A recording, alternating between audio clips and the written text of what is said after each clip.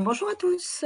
Donc, aujourd'hui, un petit sujet d'actualité, je pense, des analyses de fourrage, pourquoi, comment, où ça se fait, à quoi ça sert. Il faut, voilà, cette année, c'est encore une année n'est pas l'autre évidemment. L'année dernière, finalement, c'était sec, mais on a eu des fourrages de qualité. Cette année, les anciens nous disent, année de foin, année de rien. C'est à peu près ce qui nous arrive. Malheureusement, les silos sont très beaux de loin, mais loin d'être beaux. Alors pourquoi en fait, je vais surtout parler des ensilages d'herbes et des ensilages de maïs évidemment, puisque c'est ce qui occupe, je dirais, 80 des fourrages, dans nos exploitations. Il faut toujours penser que en fait la variabilité, la qualité et la digestibilité des ensilages d'herbes sont vraiment surtout liés à la maturité de l'herbe et donc au stade auquel on va, récolter l'herbe. Et donc on peut, faire les meilleurs semis du monde, on peut avoir une vieille prairie aussi, et il n'y a pas de corrélation entre, l'âge de la prairie et la qualité. Il y a surtout c'est surtout la densité. Évidemment, une légumineuse commence avec un peu plus de protéines qu'une graminée, mais en final, en fait, on se retrouve avec, c'est vraiment le stade qui va influencer à, je dirais à 90 ou 85 nos valeurs d'ensilage. Et donc effectivement, il y a des moments de récolte ou des moments, qui sont, idéaux pour avoir, pour maximiser en fait l'énergie, la protéine et la matière azotée. Alors vous voyez sur ce petit graphe, le schéma en fait de la croissance d'une plante avec effectivement, les stades, Excuse, dans lesquels excuse-moi, Émilie, je ne sais pas si c'est pareil pour tout le monde, mais moi ici, je suis toujours à la première dia. Je n'ai oui, pas ah! à la C'est dia, bizarre, une moi je réunion, ça s'organise. Je ne sais pas moi si... j'ai changé. J'ai changé, je suis déjà à la troisième. Ah ben Mais, oui, c'est bien ce que je me disais, hein, mais est-ce que tout le monde est-ce que tout le monde voit bien le diapo ou est-ce que... Oui, donc on est toujours, en effet, tous ah, à la réunion s'organise. attends. Bon, décidément.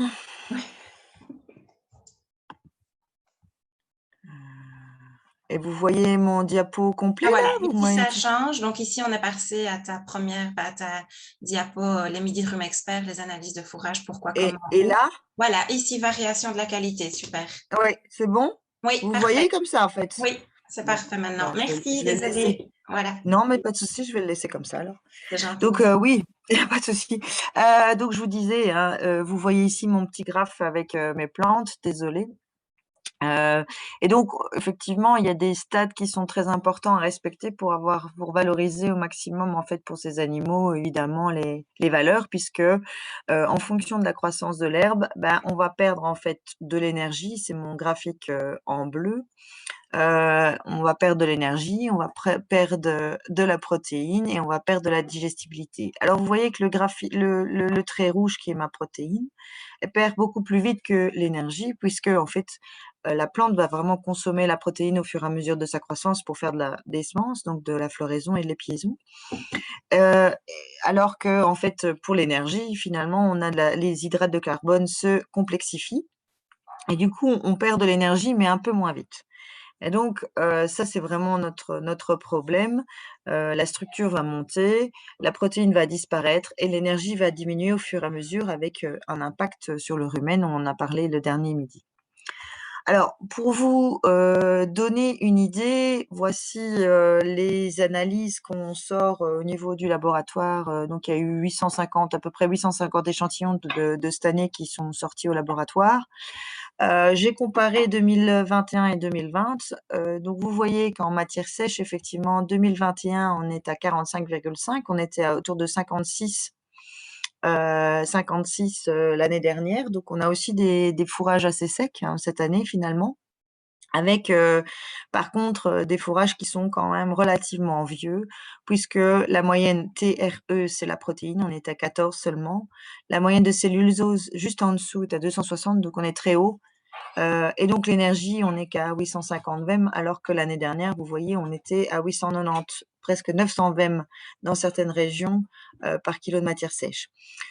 Alors on pourrait se dire en plus, on a une période, enfin la matière sèche est relativement haute, donc normalement on garde des sucres. Vous voyez que cette année, on n'est qu'à 48, que l'année dernière, on était autour de 80. Donc c'est les mêmes gens qui ont fait les mêmes analyses. D'une année à l'autre, ça change. Et je vais vous montrer pourquoi c'est tellement important de faire des analyses. Voici la répartition en fait des 850 échantillons, que ce soit sur la protéine sur mon graphique de gauche ou la matière sèche, par exemple, sur mon graphique de droite.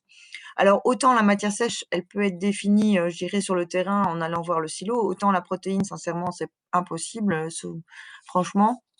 Et la cellulose, etc. aussi. Donc, une année n'est pas l'autre, mais en plus, au sein de la Wallonie, ici, c'est juste les échantillons de la Wallonie, j'ai pas mis les échantillons de la France ni de la Flandre, eh bien, vous voyez une belle courbe de Gauss autour de la moyenne, donc c'est cohérent, mais avec des variabilités énormes, avec des préfanés qui ressemblent à des foins à 5 de protéines, jusque 23, 24 de protéines, par exemple.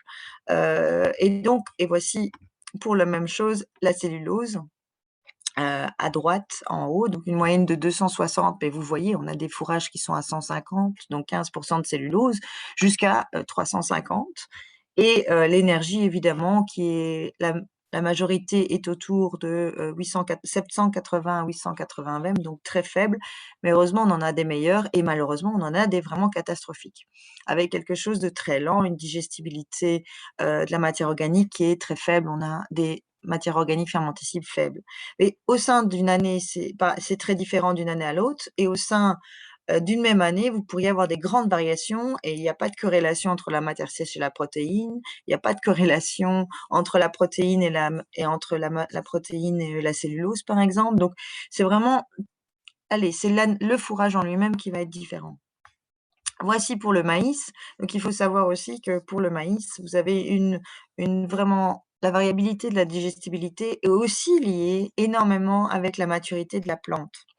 Donc ça, on parle beaucoup de variété, on parle beaucoup de croissance, on parle beaucoup de mais en elle-même aussi, c'est une graminée, donc elle va et une céréale, allez, c'est une graminée, donc on va avoir la même croissance en fait de la plante avec une lignification au fur et à mesure que, la plante mûrit. Donc avec l'augmentation de la maturité de la plante, donc quand la plante mûrit, qu'est-ce qu'on a? On a le grain qui devient, l'amidon du grain qui se complexifie, c'est-à-dire qui passe la d'une d'une visibilité, donc on appelle ça l'amidon farineux, hein, floury ici, ce qui est vraiment jaune au milieu, jaune clair, à un amidon plus complexe qu'on va appeler vitreux. Donc c'est ça où on va claquer dans le grain, voir s'il y a encore du lait ou si c'est farineux ou si c'est vraiment tout dur et ben, c'est l'amidon laiteux, farineux et vitreux. Hem Et vous voyez sur le microscope en bas, donc à gauche, on a l'amidon vitreux, à droite, on a l'amidon farineux. En fait, qu'est-ce qui se passe quand l'amidon se complexifie? Il va vraiment s'impacter, il va se mettre dans la matrice de zéine qui est la protéine, en fait, du maïs et qui est très, très, très, très bypass. Donc quand on extrait toute l'amidon en fait, d'un grain de maïs, on a ce qu'on appelle le glutamyl 60 qui fait 60 de protéines et c'est une, source de protéines très, très, très bypass. Et vous voyez aussi mécaniquement du coup, vous pouvez imaginer que mes petites bactéries dans le rumen et ben, quand elles ont l'amidon farineux à droite, et ben, c'est plus simple d'aller, picorer et donc dégrader cet amidon à gauche pardon, l'amidon vitreux est beaucoup plus compliqué à dégrader tout simplement parce qu'il est vraiment fixé. Donc en fait, plus j'ai une plante qui est mûre, plus l'amidon il sera vitreux, plus il sera bypass. OK? Moins il sera digestible. Ma tige, c'est pareil, elle va se complexifier, j'aurai plus de lignine et moins d'hémicellulose, de cellulose, donc moins de NDF parce que aussi mon amidon va prendre le dessus en proportion par rapport à la fibre. OK? Et la matière sèche, par contre, augmente. Donc souvent, on va avoir les maïs qu'on appelle homogènes. C'est des maïs, en fait, qui ont la et c'est plus ou moins allez, la matière sèche va vous donner la maturité et la matière sèche vous donne aussi normalement la valeur, de l'amidon. Donc, vous allez voir sur les analyses, la matière sèche est équivalent en pourcentage à, la valeur d'amidon. OK? Donc ça vous permet de voir si le maïs a été stressé ou pas ou s'il a été coupé correctement. Évidemment, la qualité dépend du type de variété. Cornée, dentée, puisque les variétés cornées ont plus de de vitreux que les variétés dentées. Donc, les variétés cornées sont plus bypass que les variétés dentées, mais souvent, on a les deux. On a très peu des purs cornets ou des purs dentés pour faire des ensilages. On a souvent des cornets dentés ou des dentés cornés. Ok. On a le timing de la maturité, évidemment. Hein, donc, quand ils appellent les indices 180, les indices 250, etc., eh bien, c'est en fait le temps qu'il faut pour le maïs pour mûrir. Ok. Donc, on a vraiment ça qui va faire varier finalement le timing de récolte, mais en lui-même, en fait, le maïs, si vous le récoltez trop mûr ou pas assez mûr, il sera plus ou moins de la même façon, les mêmes valeurs alimentaires. Ce qui est très important aussi par rapport à la digestibilité et comment les fourrages vont être bien appétés, bien digestibles au niveau ruminal, c'est le temps dans le silo. Et ça, les gens l'oublient. Bon, il faut dire qu'on a eu 3 années très compliquées au niveau des stocks, mais normalement, un maïs, ça se garde au moins 4 mois, 5 mois, 4 mois, j'allais dire, dans un silo avant de l'ouvrir. Vous avez mon petit graphique là, c'est encore une fois mécanique. Quand vous avez un amidon qui est trop mûr, donc un amidon vitreux, c'est les photos du bas. Vous voyez, en fait, au moment de l'ensilage, vous avez à peu près 50% seulement de digestibilité de la plante de façon globale et surtout de l'amidon. Après 120, 240 jours, hein, donc je vous dis 4 mois, 6 mois, vous allez arriver au maximum qui est plus ou moins 10%.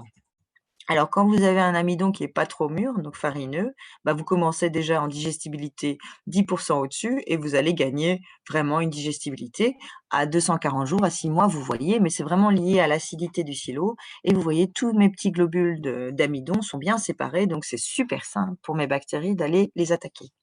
Et donc ici, cette période-là est la pire qu'on peut avoir. Il n'y a plus de luminosité, les maïs sont très jeunes, donc ils sont très peu digestibles et les herbes sont aussi on a une cellulose qui est très haute. Donc on risque d'avoir cet hiver, en tout cas jusque janvier-février, des problématiques de digestibilité, de production laitière, avec des taux par contre très hauts, puisque notre humaine tourne au ralenti avec beaucoup de cellulose, beaucoup de capacité de production de butyrique et d'acétique.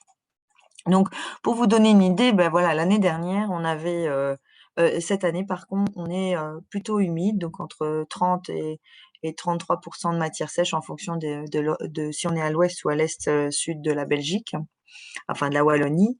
L'amidon est relativement équivalent et vous voyez, je suis à 32,8% de matière sèche, 327, donc 32,7% d'amidon. Pareil, sur les régions Ardennes, on est à 30%, on va dire, et 30% d'amidon. Donc, c'est des maïs qui sont relativement homogènes. Ils n'ont pas été stressés. Par contre, ils ont énormément de lignine. On est à 24, 26, 25, 26 de lignine. Pourquoi? Parce que là, ils ont grandi très fort. Donc, leurs tiges devaient tenir aussi beaucoup dans le sol. Et donc, tous les gens qui ont vraiment fauché très, très bas, ensilé très bas, on est très pénalisé au niveau de l'énergie parce qu'il y a beaucoup, beaucoup de lignine. Beaucoup de cellulose aussi et finalement beaucoup de protéines, puisqu'on avait une proportion tige épi qui était assez important. L'année dernière, vous voyez, on était non homogène. Donc, par exemple, dans le pays de Herbe, on était à 37% de matière sèche pour seulement 320 d'amidon. Donc, ça, c'était les maïs qui étaient stressés et plus ou moins, vous voyez, l'énergie n'est pas si élevée. Hein. Donc voilà, avec évidemment une grande variabilité, encore une fois, donc qui nécessite l'analyse. Voici la variabilité en cellulose, en énergie, en matière sèche. Vous voyez encore une fois, bah oui, on a une grosse moyenne, mais c'est quand même fort, fort variable, même sur une même année et même dans une région, des régions types. Et j'ai pas de corrélation, encore une fois, en fonction de la région, c'est fort, fort semblable, sauf le Hainaut versus le reste de la Wallonie. Donc, évidemment, le problème, c'est qu'on ne fait pas des rations comme ça. Avec le coût de la vie, le coût des aliments, le coût de l'énergie, je pense que c'est vraiment ultra important ces dernières années de faire des analyses de fourrage. Surtout que c'est quand même vachement simple. Comment on les fait? Ben, soit à la sonde, si les gens en ont, soit à l'ouverture, vous allez prendre un échantillon représentatif du front d'attaque, quitte à refaire 2 mois plus tard, des échantillons pour si jamais il y a un doute ou des modifications. Parfois, c'est des prairies différentes, etc. Bien séparer des couches d'herbes, notamment quand vous avez plusieurs coupes qui sont l'une au-dessus de l'autre, pour avoir des analyses des échantillons différentes. Où est-ce que vous pouvez faire les analyses? La plupart des firmes d'aliments ont leur laboratoire et font les analyses gratuitement pour les éleveurs en Wallonie. Donc ça, c'est une chance pour les éleveurs quand même. Ça se fait pas comme ça partout, ça je peux vous le dire. Et sinon, si vous voulez, les éleveurs veulent des analyses entre guillemets indépendantes ou en tout cas dans des laboratoires belges, de la région wallonne, il y a en fait beaucoup le réseau REQUA-Sud, qui est un réseau de laboratoires officiels, qui permet en fait de faire des analyses. Vous avez les endroits où on a les capacités d'analyse, et tout ce qui est point rouge, ce sont les endroits où on peut faire des analyses de fourrage. Il y a aussi des labos où ils font des analyses de terre, d'eau et d'azote et de minéraux notamment. Mais vous voyez que presque tous les laboratoires sont équipés d'infrarouge pour faire les analyses des fourrages. Le coût va en fonction de la subvention de la province entre 12,50 € et 30 € en fonction sur ces laboratoires-là. Après, pour des trucs beaucoup plus spécifiques, si on veut des mycotoxines, si on veut des oligos, etc., très spécifiques, que ces laboratoires ne feraient pas, mais ils font déjà pas mal de choses, hein, ils font jusqu'aux minéraux et certains oligos. Vous pouvez aller plus loin et le laboratoire de référence européen, c'est Eurofins qui est en Hollande, où là, évidemment, c'est un peu plus cher. On est entre 75 € et 150 €. 150, c'est si on veut les acides gras volatiles, les minéraux, les oligos, les mycotoxines, hein. 75 €, c'est la base. Donc, c'est déjà avec les acides gras volatiles, par exemple, pour la conservation, le pH et beaucoup d'informations sur la qualité, notamment la digestibilité des fibres, etc. Mais voilà. Donc voilà, je pense que c'est de plus en plus important de faire des analyses d'année en année. Il y a plus vraiment de fourrage classique et c'est compliqué de savoir exactement. Bon, on a une sensation évidemment avec les bêtes, mais c'est très compliqué de savoir, et faire des rations économiquement rentables et économiquement efficientes sans avoir des analyses de fourrage me paraît vraiment bête, parce qu'en fait, vous pouvez vous tromper facilement de 50 voilà. Donc après, s'il y a des incohérences, ça se refait, ça peut se refaire. Pour moi, on va de 12,50 € à 150 € pour des analyses. 12,50 €, c'est 30 litres de lait, c'est franchement pas grand-chose.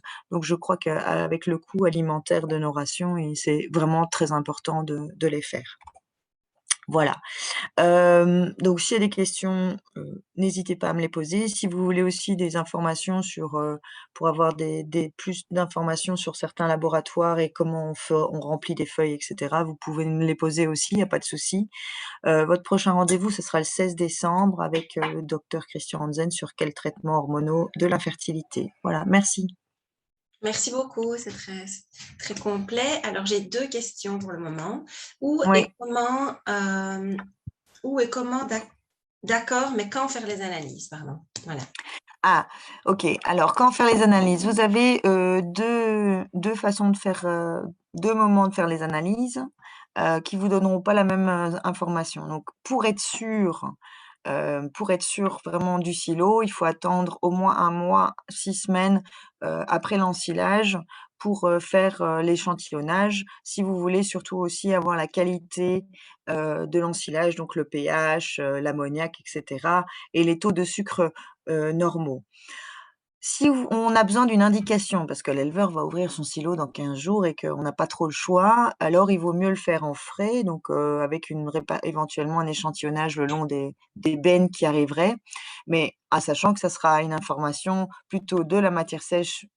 Je parle surtout pour les maïs, en fait, parce que souvent les herbes, on arrive à les faire, 6 à 8 semaines, après l'ensilage, mais pour les maïs, par exemple, cette année où ils ont été très pressés, vous pouvez les faire en frais, mais vous aurez l'information réelle que de la matière sèche, de l'amidon, de la cellulose. Mais par contre, les sucres vont bouger, la fermentation va bouger, la digestibilité risque de bouger encore un peu, mais on a au moins une information sur l'amidon et la cellulose et la matière sèche qui est finalement aussi la plus importante. Et donc à ce moment-là, si vous le faites en frais, vous pouvez les refaire quand le silo aura 2 mois. Pour l'ensilage d'herbes, 6 semaines suffisent avant l'ouverture? Oui, normalement, s'il est bien conservé, il y a pas de souci, 6 semaines, 6-8 semaines suffit largement avant l'ouverture. Ça bouge beaucoup moins en fait, alors le maïs ne bouge plus, hein, donc au bout de 4-5 semaines, il ne bouge plus en termes de pH et de sucre, mais par contre, c'est vraiment la digestibilité qui va changer au cours du temps. Merci. Quel est l'impact et les modifications que l'on a avec les silos mal tassés de cette année en air trop sec jusqu'à 45 degrés sur l'évolution du silo?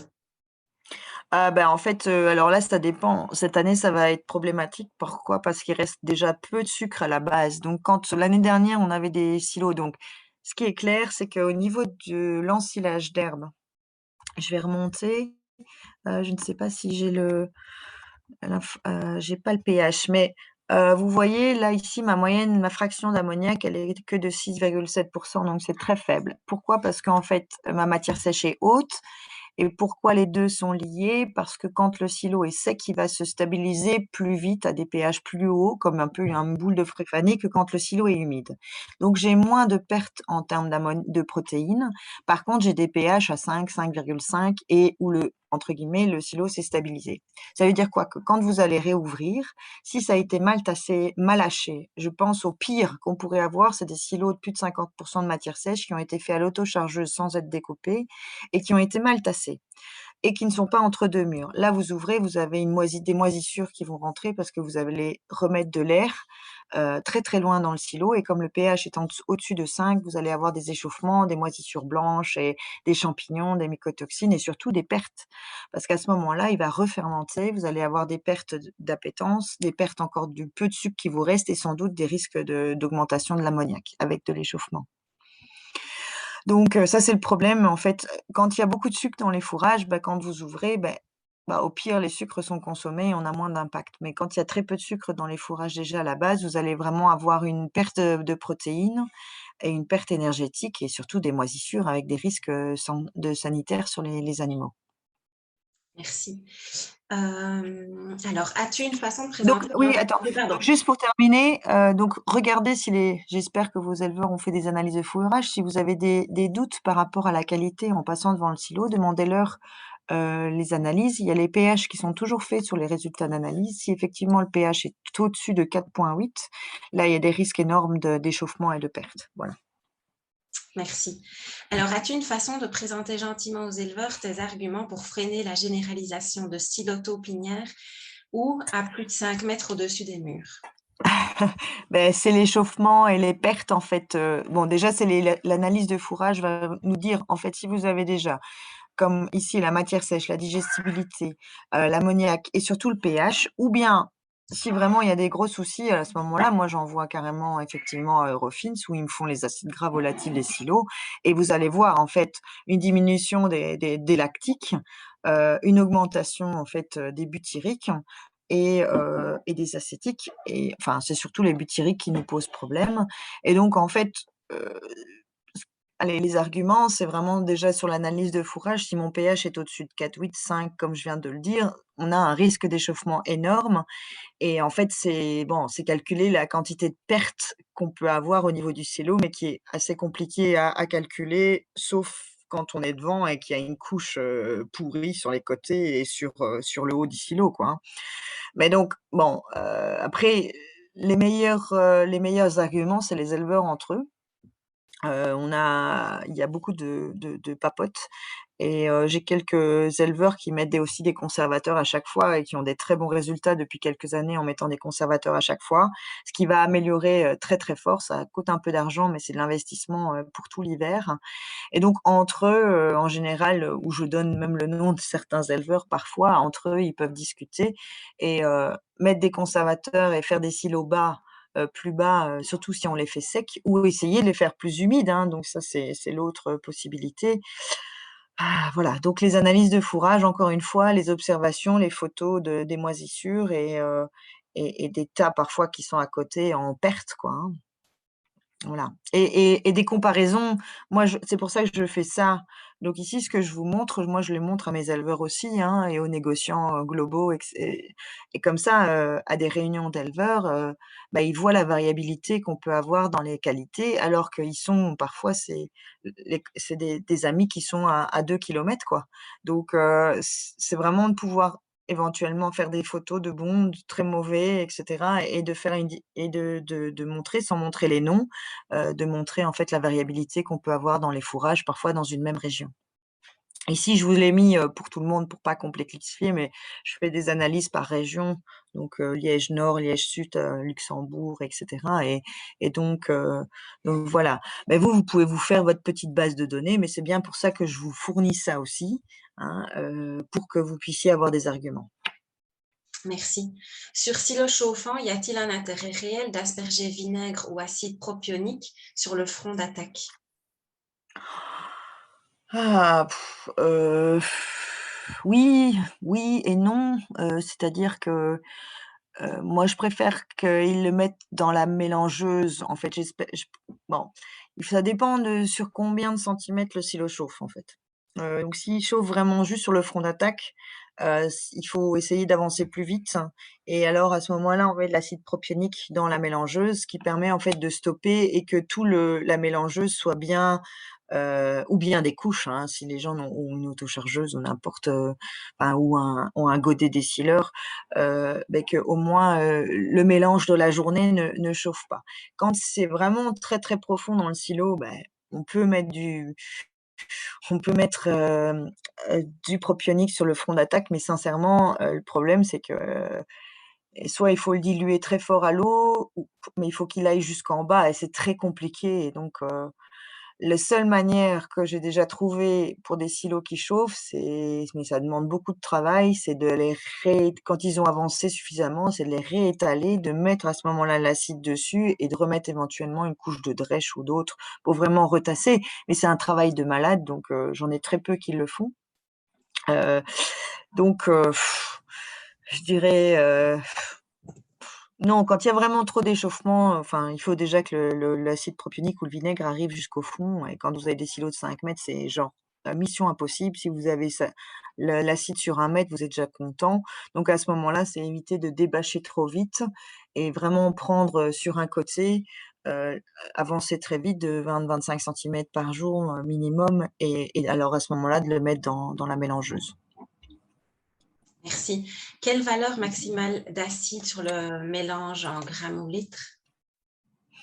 Donc les dilutions se font donc on prend de l'acide, ça dépend de la dilution du produit, mais en pur, on le dilue, donc 1 litre d'acide propionique pour, 10 litres, pour, 9 litres d'eau pour faire 10 litres et on met 1 litre par tonne à peu près. Merci. Alors, pour le moment, je n'ai plus de questions. Donc, si quelqu'un d'autre a une autre question, il peut évidemment l'écrire ou la dire oralement. Et sinon, mais, on terminera sur cette dernière réponse. Voilà. Si personne Voilà. ne réagit, voilà, super. Un grand merci à toi. Mais pas de problème. Euh, et donc, voilà, on vous remercie d'avoir été présent. Et donc, demain, enfin, fin de journée ou demain, d'ici demain, vous recevrez un mail avec le petit résumé, le diapo et le petit allez, questionnaire de satisfaction. Mais qu'est-ce Voilà. ça va. Un très grand merci et Merci bon bien. après-midi à tout le monde. Bon après-midi à tout le monde, Voilà, ouais. à bientôt. À bientôt, au revoir. Au revoir.